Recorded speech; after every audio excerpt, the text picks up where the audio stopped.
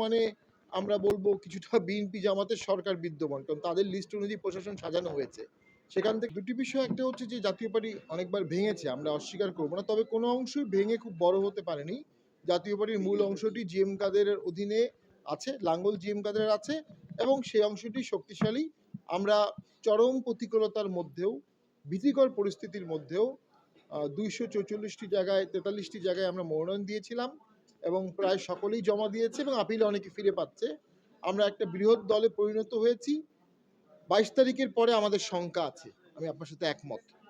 নির্বাচনে প্রত্যাহারের দিন পার হয়ে গেলে জাতীয় পার্টির ওপর অযাচিত হামলা, হুমকি, ভোটারদের ওপর অযাচিত হামলা হুমকি আসতে পারে।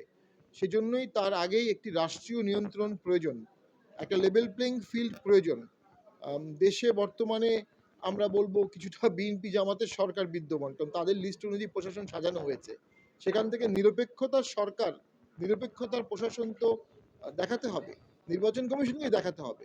নির্বাচন কমিশনের এখনই উচিত প্রশাসনকে রদবদল করা, প্রশাসনের বিভিন্ন যে যাদের বিরুদ্ধে অভিযোগ আছে তাদেরকে ট্রান্সফার করা এবং লেভেল প্লেইং ফিল্ডের পরিবেশ সৃষ্টি করা, এবং সকলকে একটা ভাইব দিতে হবে যদি কেউ পক্ষপাতদুষ্ট আচরণ করে তাহলে তার ক্যারিয়ারে এটা একটা স্টিগমা হবে, এসিআরে একটা স্টিগমা হবে। এই ক্ষমতা নির্বাচন কমিশনের আছে, তো সেই জিনিসগুলো নির্বাচন কমিশনকে দেখাতে হবে।